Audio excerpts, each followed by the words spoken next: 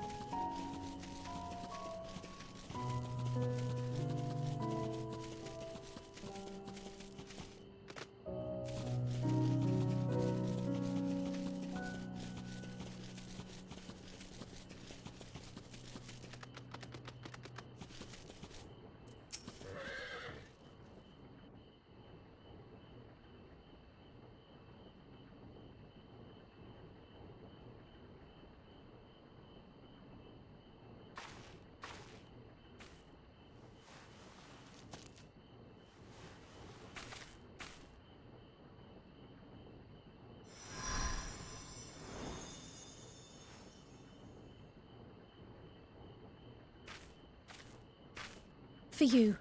The spell will keep it from wilting. She said you would need it for the journey ahead.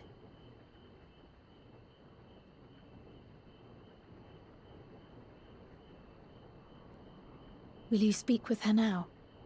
I cannot hope to match Minfilia's clarity, of course, but...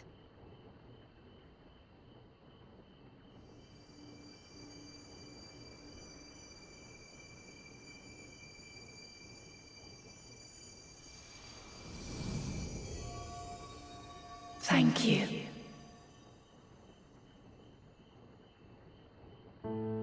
Do not worry. She has lent me her body for only a moment.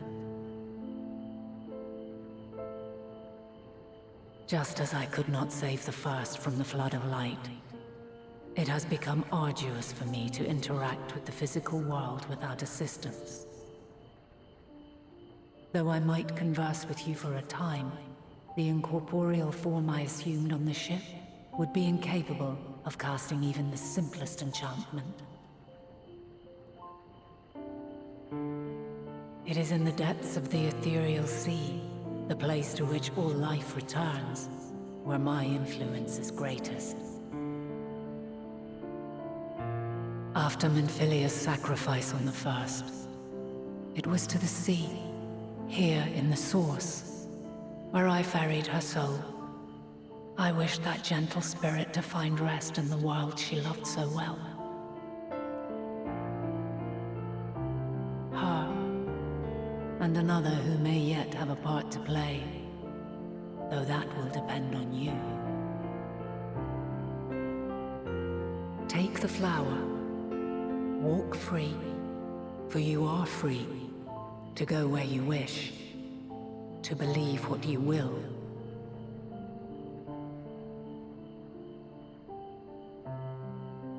That bloom will be your guide, test and proof of your conviction. In darkness, seek joy. Surrender not to sadness, and see beyond despair. Walk free, and bear the light for others to follow. Together, raise it aloft and let it shine, till the end, blinding and radiant.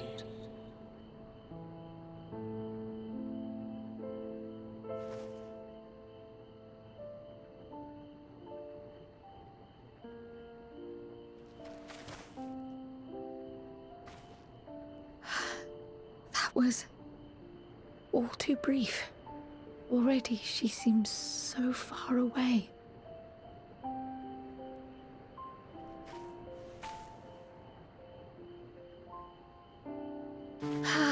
My apologies if I startled you.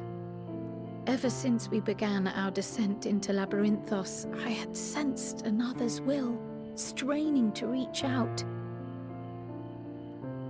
Even with my particular talents, though, I was unable to make a connection at first, so weak and tenuous it was. Once I took hold of that wispy thread, imagine my surprise to discover it was Heidelin herself. Needless to say, it seemed wise to learn what we could before letting go.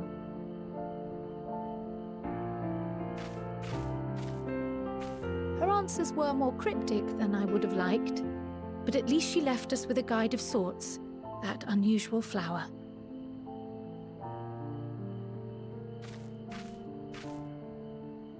Yes, we are definitely making progress.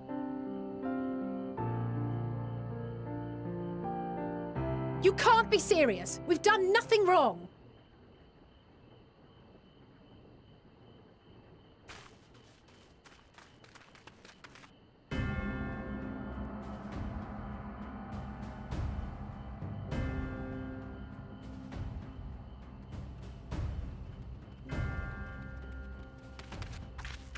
Master Fortuno, what business has the Forum with us? Obstruction and suppression, apparently. Mistress Baldessian, our records show you facilitated the Scions' entrance into Sharlayan by claiming them as assistants for your organization.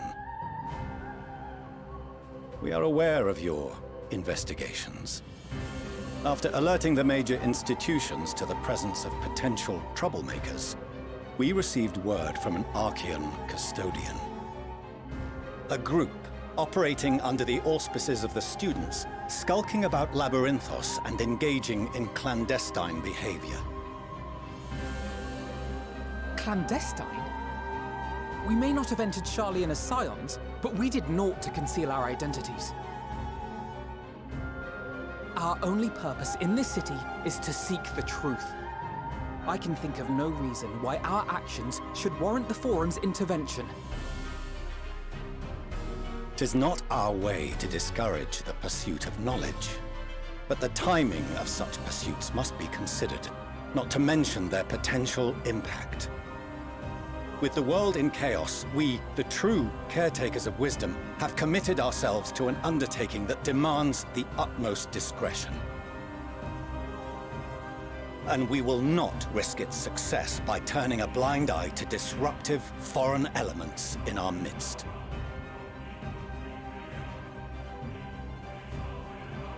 What, then, is to be our fate? Will you put us on a ship back to Eorzea? The Forum will convene to examine your case. The results of said inquiry will determine your future in this city.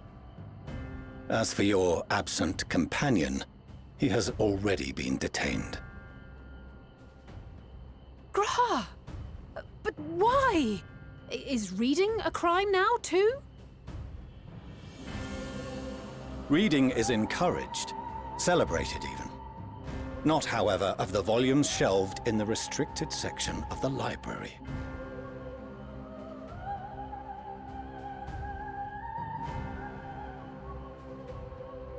Refusing to comply will only make matters worse. Let us instead treat this as an opportunity to open a dialogue with the Forum.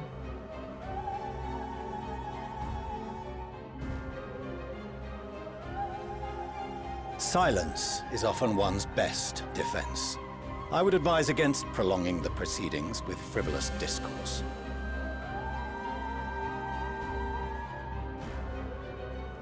But enough. This is not the place for debate. The rostra await.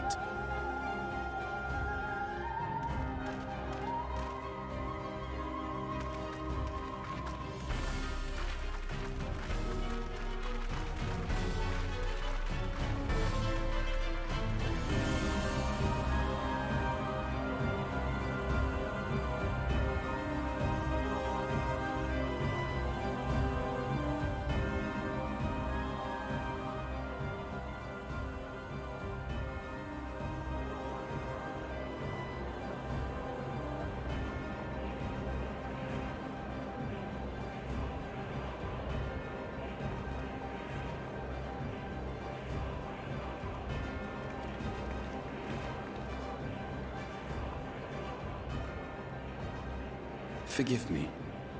I was careless. We would have been detained regardless. This way, at least, we managed to stay together. I trust your time within the Forbidden Archives was well spent.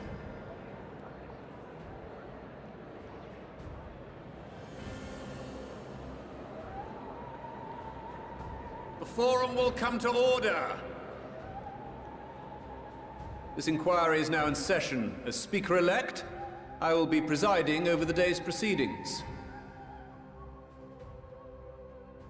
Master Fortuner, would you be so kind as to restate the matter which compelled you to summon your colleagues with such urgency?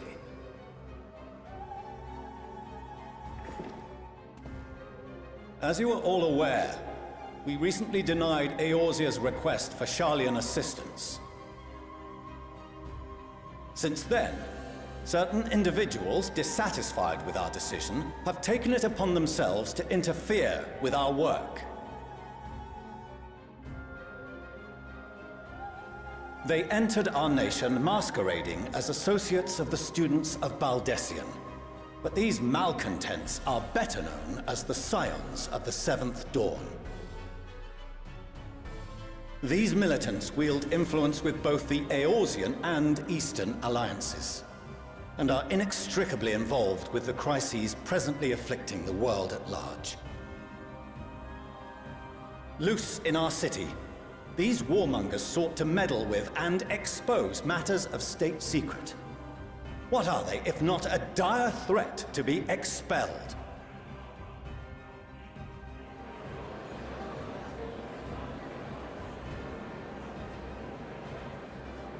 You have tarnished the good name of the students. Galuf would be ashamed.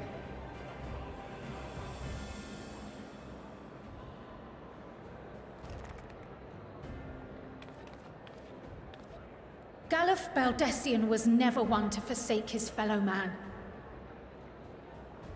Even if this nation closed every door and retreated from the world, he would have found a way to help the Scions, help every soul of this star fight back against the coming doom.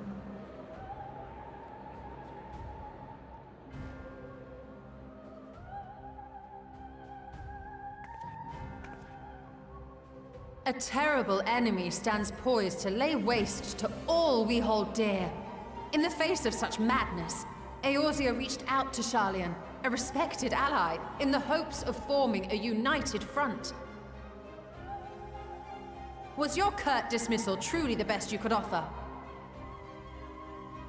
Or are you so preoccupied with your momentous duty of an age long past that even the end of the world is unworthy of your attention?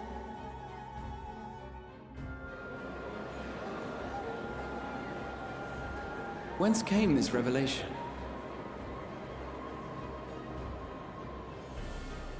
From the mouth of a Forum member within fortuitous earshot. Then it seems your findings support my own.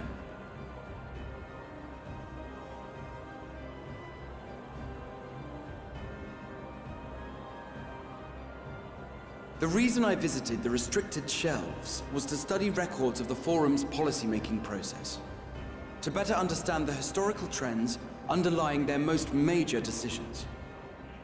At first glance, the positions of neutrality in war and the accumulation of knowledge above all else appear constant and consistent, the unchanging pillars of Sharlayan society. And once upon a time, I might have left it at that.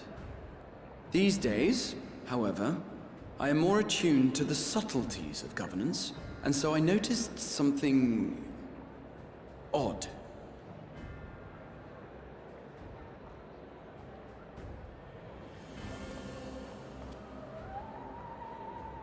From a particular point in time, the purpose of these policies shifted.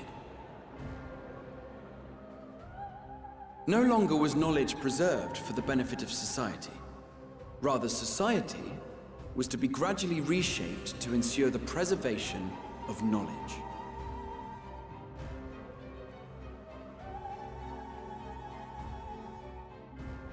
The most conspicuous and telling change was the one which befell Labyrinthos. Once little more than an oversized storehouse, an enormous allocation of funds saw it transformed into an advanced research and archival facility. I also discovered a fascinating account on the finances of our Dravanian colony. The settlement attracted students from far and wide, and the connections and tuition fees thus acquired were funneled into further improvements for the archives. Now, there is no question that our nation's progress is tied to the acquisition of wisdom. Nevertheless, the vast resources diverted for this purpose borders on the obscene. But returning to the matter of when, our change in course appears to have been made some 270 years ago. The very same period when Sharlayan scholars in the hinterlands began a formal study of the ethereal sea. You found something, did you not? And whatever it was, gave rise to your oh-so-important duty. Mind your tongue, Archon. If you had seen...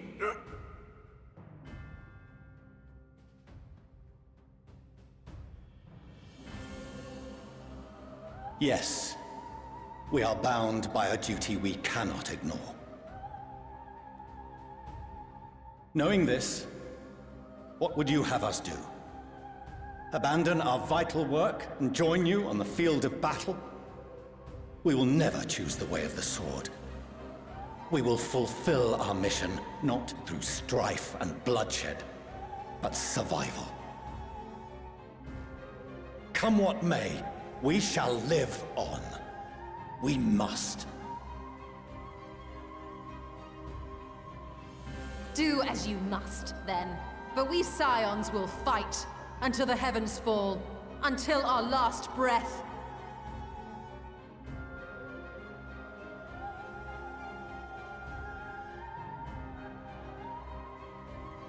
Such misguided zeal.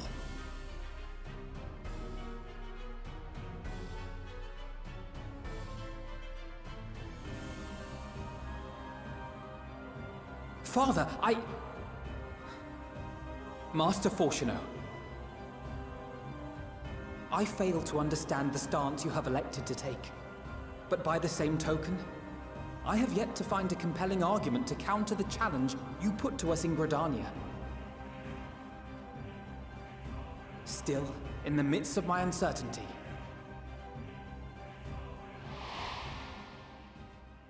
I must trust in myself to do what is right, as others have chosen to trust in me.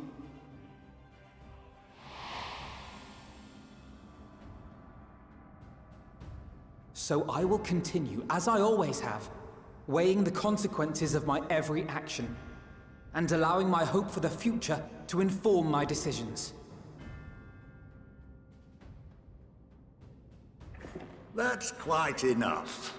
Have you all forgotten the reason for this assembly? Skolok Monteshane. He's the head of the studium and an old friend of my grandfather's. Honestly, every discussion devolves into some interminable debate. Terrible habit.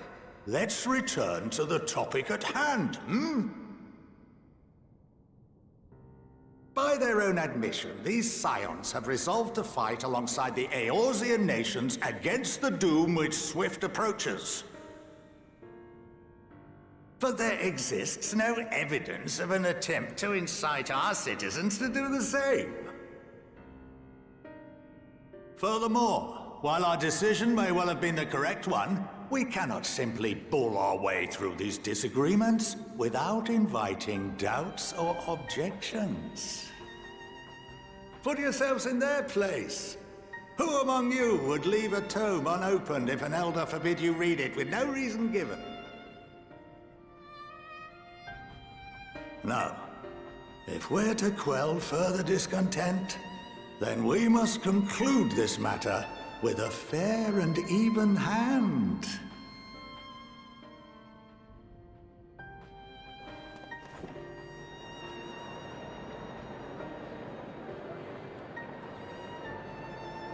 Order! We will have order!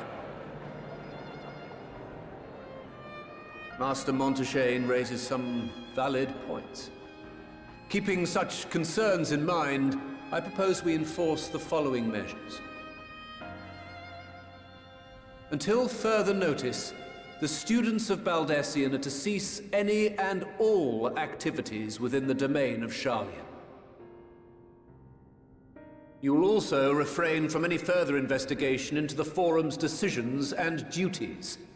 Failure to comply with these restrictions will result in the immediate expulsion of your Scion associates.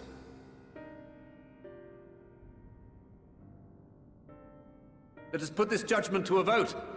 All in favor, raise your hand.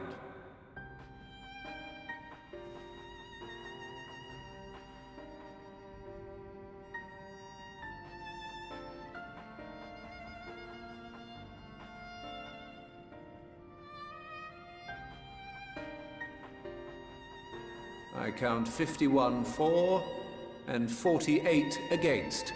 The proposal is passed. Students, Scions, you have heard the Forum's judgment. Pray abide by it, or face the consequences.